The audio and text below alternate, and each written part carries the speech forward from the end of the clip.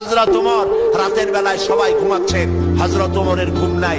তিনি ঘুম থেকে জেগে রাত্রির বেলায় ঘুরে ঘুরে বেড়াচ্ছেন কে কি অবস্থায় আছে। ঘুরতে ঘুরতে দেখেন একটা তাঁবুর মধ্যেই আলো জ্বলতেছে আর কান্নার আওয়াজ।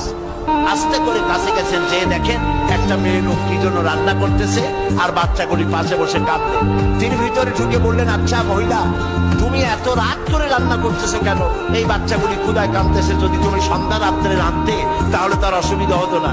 মেয়ে লোকটি বলছে, পথিক, আমি তো তোমার চিনি না, তুমি তো আমার এইভাবে শাসন করতে পারো না। এই যে বাচ্চা ছেলেমেয়েগুলি আর আমরা মদিনার লোক না, পার্শ্ববর্তী দেশ থেকে আসছি মদিনা গভর্নমেন্টের কাছ থেকে সাহায্য নেওয়ার জন্য। ভিড়ের কারণে খলিফার কাছে যাইতে পারি নাই। আমার ছেলেগুলি 2-3 দিন না খাওয়া, আর এই যে হাড়ি, ওর মধ্যে কোনো গোশত না, পানি আর পাথর দিয়ে নাড়াচাড়া করতেছি যাতে বাচ্চারা বোঝে যে গোশত রান্না করতেছি। বলেছি যে একটু অপেক্ষা করো, রান্না হইলে খাইতে পারবা। কিন্তু বাচ্চাগুলি এত ক্ষুধার্ত, কোন রকমেই তারা আমার কথা শুনতে চাচ্ছে না, কাঁদতেছে। হযরত ওমর বলেন, এটা শুনে আমার মনে হলো যে আমার পায়ের তলা থেকে মাটি খসে যাচ্ছে। হযরত ওমর বললেন, মা তুমি একটু অপেক্ষা করো, দেখি আমি তোমার কোনো উপকার করতে পারি কিনা। হযরত ওমর দৌড় দিলেন। ইতিহাস বলছি, গল্প না। হযরত ওমর বাড়িতে চলে গেলেন। বৃদ্ধ হযরত আসলামকে ডাকলেন, বললেন, আসলাম বস্তা নিয়ে আসো, বাইতুল মালের দরজা খোলো, বস্তার ভিতরে আটা ঢুকাও, পেঁয়াজ ঢুকাও, তরকারি ঢুকাও। ঢুকাবার পরে বললেন, বস্তা বন্দি করে দাও। বস্তা বান্ধা হলো।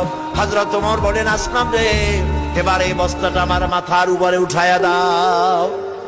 হযরত আসলাম বলছেন, আমিরুল মুমিনিন, এই বস্তা বহন করার জন্য আমি খাদেম তো উপস্থিত আছি। হযরত ওমর বললেন, না, আজকের বোঝা আমার মাথায় উঠাও, কারণ কিয়ামতে তোমাকে আসামি বানানো হবে না। যে দৃশ্য আমি দেখে এসেছি কিয়ামতের দিন, এর জন্য আল্লাহ আমাকে আসামি বানাবেন। আমার বোঝা আমার মাথায় উঠাও। আটার বস্তা মাথায় নিয়ে হযরত ওমর দৌড়তে লাগলেন। অর্ধেকটা পৃথিবীর প্রেসিডেন্ট হযরত ওমর আটার বস্তা মাথায় নিয়ে দৌড়াচ্ছেন। তাঁবুর কাছে গিয়ে বস্তা ফালালেন।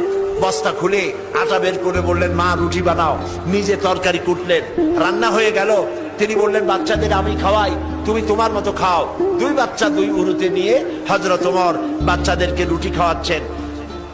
মহিলাটি লক্ষ্য করে দেখলেন যে হযরত ওমর রাদিয়াল্লাহু তাআলা আনহু বাচ্চাদের খাওয়াচ্ছেন আর তার চোখ দিয়ে পানি পড়তেছে, দাড়ি ভিজে ভিজে পড়ছে।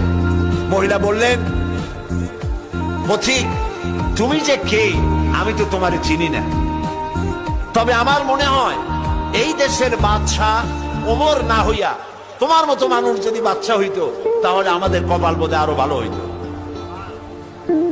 হযরত ওমর এই রাতের বেলায় মহিলার কাছে নিজের পরিচয় দিয়ে বাহাবা নিতে চাইলেন না। তিনি বললেন, মা আগামীকাল তুমি খলিফার দরবারে যাবে, সেখানে তুমি আমাকে দেখতে পাবে, আমি সেখানে তোমাকে বেশি কিছু দিতে চেষ্টা করব।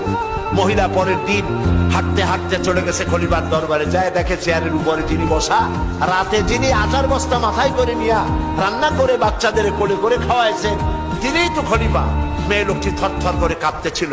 কাছে গিয়ে বলছে, আমিরুল মুমিনিন, আমি তো ভুল করেছি, আপনাকে কষ্ট দিছি, আল্লাহর রাস্তায় আমারে মাফ করে দেন।